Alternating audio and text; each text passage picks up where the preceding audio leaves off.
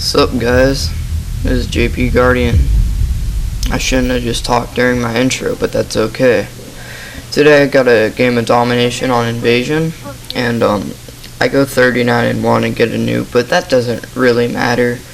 The reason I feel like getting a nuke is I've only gotten a nuke once before this game, and so I just wanted to try it again, and sure enough I got it. So right here, I'm going to start out and hit this pre-shot, little nice spot if you didn't know about it.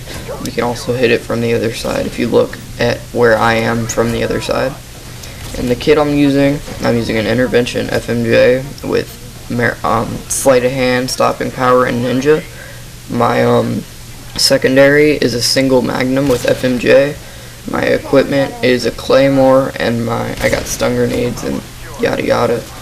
But what I want to talk about today is not really the gameplay, because I'm sure you guys have seen hundreds of nukes on YouTube, and the gameplay's pretty nice. I do get really campy at some points, because I haven't gotten comfortable enough with nuking to the point where I can just go run out and just kill people. I don't feel ready to risk it like that yet. But as I get more comfortable with nuking and stuff, I'll probably have more interesting gameplays in which I nuke. So what I'm going to talk about today is what people consider skill, what people think a player has to be able to do to be considered a good or skillful player. And I know people's views on this topic vary a lot, and I'm going to give you my personal opinion. Well, eventually, not yet though, but I think there's a couple basic categories of what people consider skill. The first one being the ability to maintain a high kill-death ratio, whether that be by camping or whatever. I mean, some people might even think that if you camp and get 10 plus ratios, that means you're a good player. I don't necessarily agree with that unless you play the objective. Like this game, I mostly stay by B except when I get my Harriers. So even though I'm kind of playing a little campy, I still maintain B pretty much the whole game. So I'm playing the objective and maintaining a 39 kill death ratio, so that's pretty cool. Another topic,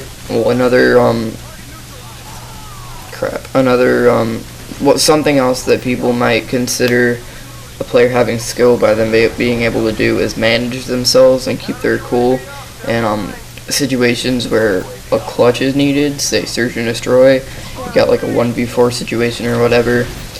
You need to be able to keep your cool and eliminate all the enemies and win that round. And I pretty much, that's one of my views of skill. And I get really lucky right here and get like a collateral with my magnum, and I should have died, but I'm just cool like that. So yeah, like search and destroy, the ability to maintain your cool in a clutch situation. Like yesterday, I think I was playing, it was the day I got this gameplay, which was yesterday, and I was playing search and destroy on Quarry, and I was on D, and it was 1v4, so all my teammates died. I killed one dude with my sniper, killed another dude, one dude left. I knew I could kill him, and I was up top in that main building by B, I think, B or A, whatever, the one with the ladder, we can climb all the way up to the top, and I fell to my death. So I was a little embarrassed there, but it was alright. So that's another how would you say, another preset, I guess, for someone who has skill? I don't really know, but something else that people might consider that a player needs to be able to do to have skill is like maybe be able to quick scope and do amazing things with the sniper rifle. Now this can be helpful, like if you, alright, this is where 1v1ing comes up. Like I do this myself. If I have a bad game, I turn into a D-bag and I'm like, oh, you won't 1v1 me, because like I don't want to brag or anything, but I'm pretty good at quick scopes and I don't really lose. So I'm sorry, I sound like a douchebag, but I kind of use that to fall back on if I'm like getting hated on because they think I'm bad or something. And I do have my bad days, and everyone has their bad days. And personally, I think 1v1s determine who's better for that day. But I can usually keep my consistency, and I don't really have a bad day, so that's something I can always fall back on. So I guess you can consider a player good if he's good with the sniper rifle, and he can play aggressively with the sniper and stuff like that. And one of the most important things to me is a player's ability to play the objective.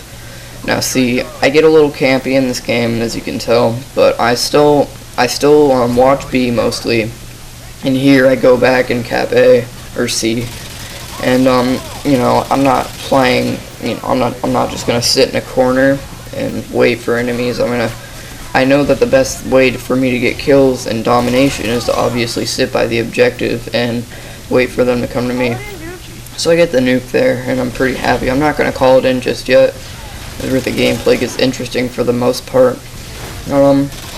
Yeah, that's pretty much my views of a skilled player, and honestly, what I view a skilled player is the ability to play the objective when necessary, the ability to get a decent KD in a team deathmatch or something like that. But if it's an objective game, I do not care about your kill-death ratio as long as you play the objective.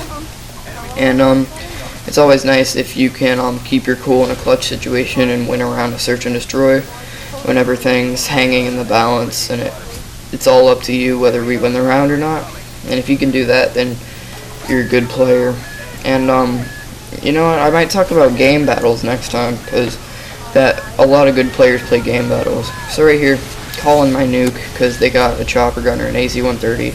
Take those out because I'm such a cool guy. And the game's over.